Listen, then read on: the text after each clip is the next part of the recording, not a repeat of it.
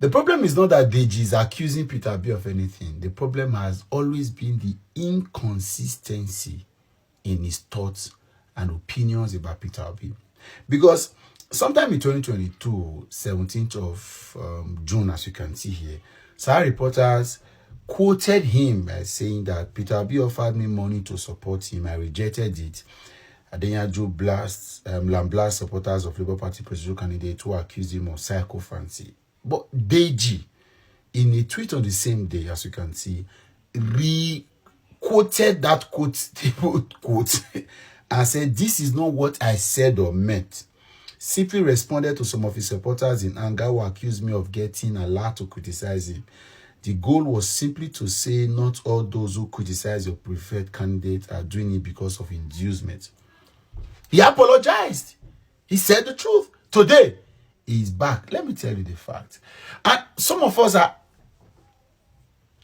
tenaciously, earnestly, anticipatingly waiting for the accusations on Peter Obi's image and brand to really be substantiated or evidential. Because you see, as much as we are not expecting him to be a saint or perfect, but we want to actually be able to hold him to something to say, this is the reason why we can no longer look at you in the face. Even the people that do not like Peter Obi, that will not vote for him, cannot ignore the fact that the guy is a decent card in the pack. And it's very clear. He's a very... In the crop of Nigerian politicians who are playing this politics to the highest level, Peter Obi is 100% different from the rest of the guys. He lives in a world of his own. So it's endearing. And it is a difficult thing for the rest of these politicians. So for Deji, who probably... And there are two reasons why Deji will continue to do what he's doing. Number one, because he has to be loyal to authority. Deji is just a young guy who's been active. Deji has been the PDP OTV recently.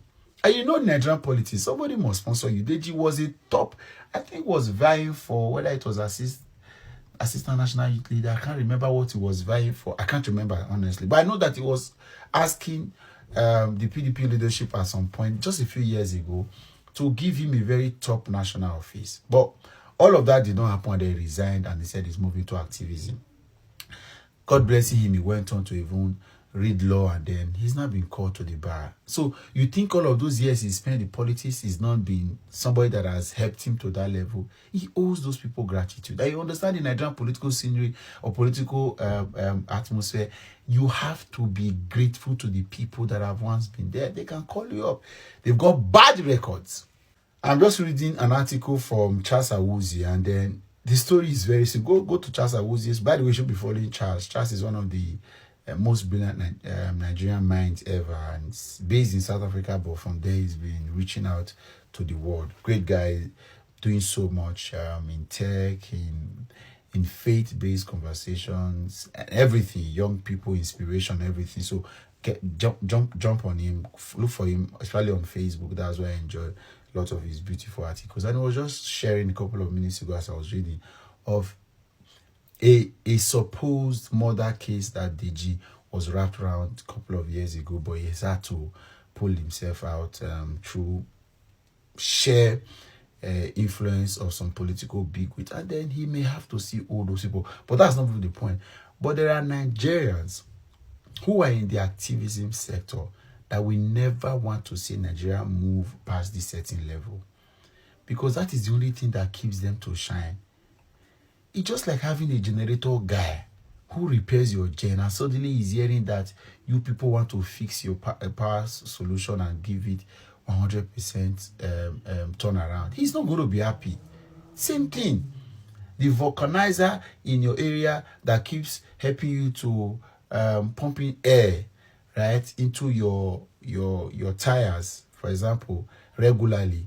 Now he hears that you want to go and buy original brand new tires. He will not be happy. These are the issues. This is why these guys are actually not activists. They are anarchists, and like Charles called them, cash thievists. They will collect money from anybody just to remain relevant.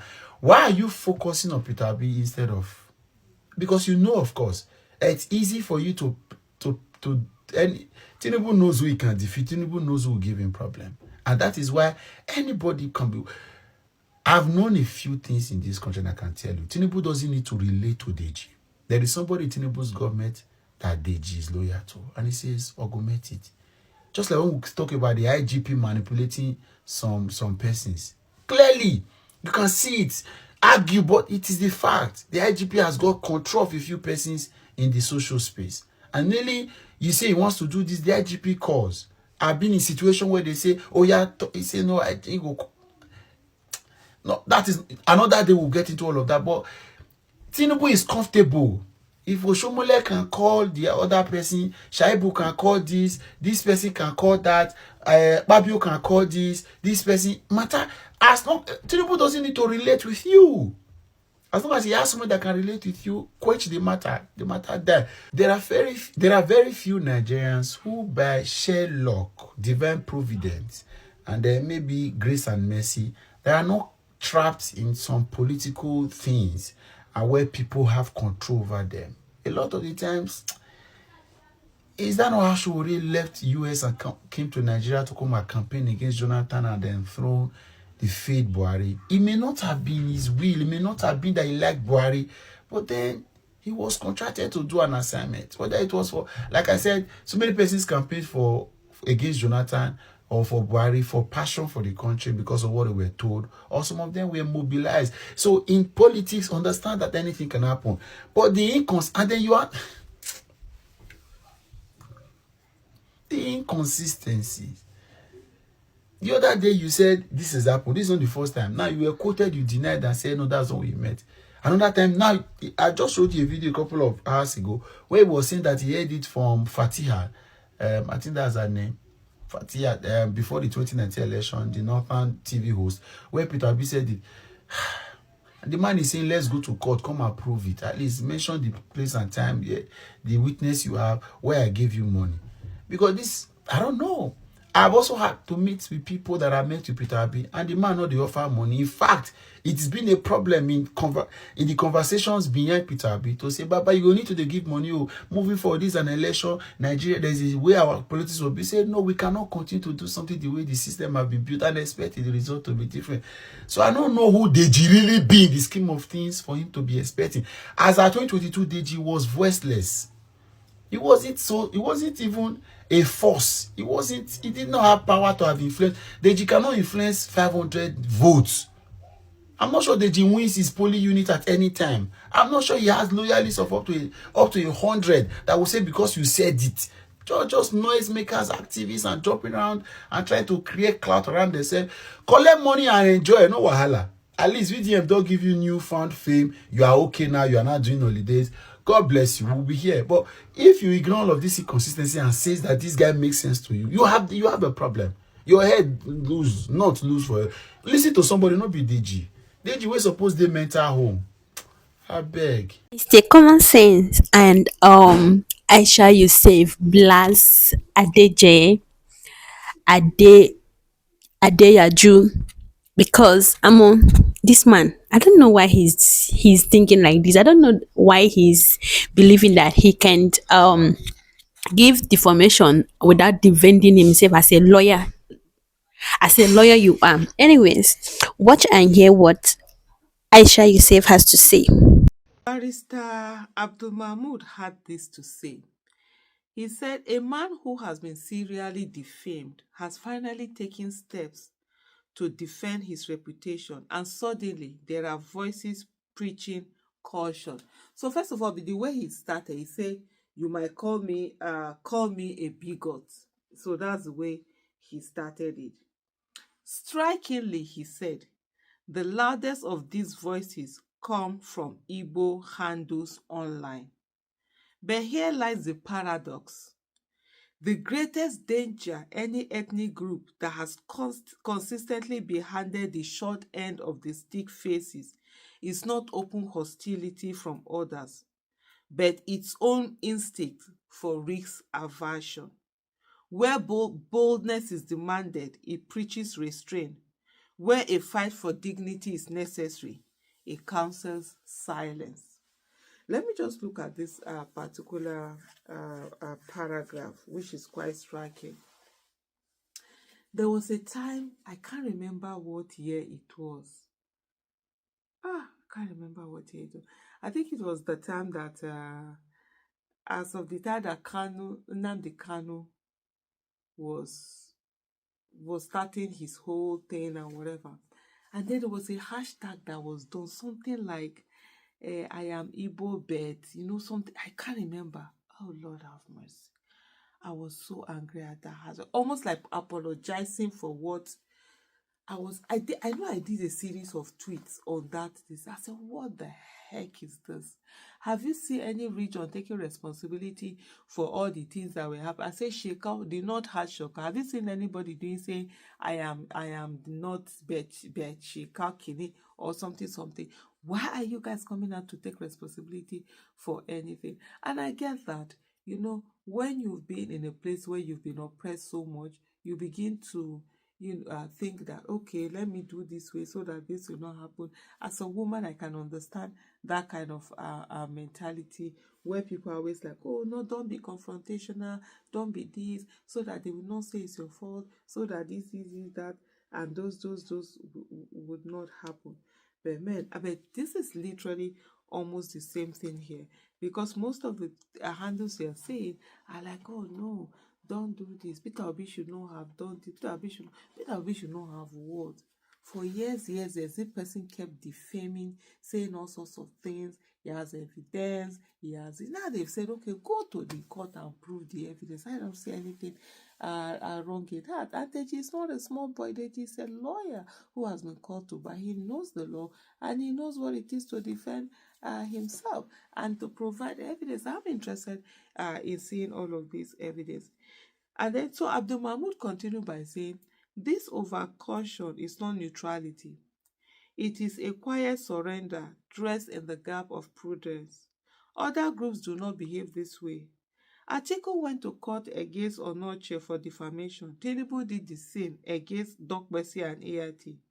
In neither case did their ethnic groups rise to caution them against the pursuit of justice. They understood instinctively that reputation is political capital, and to defend it is not only personal but collective.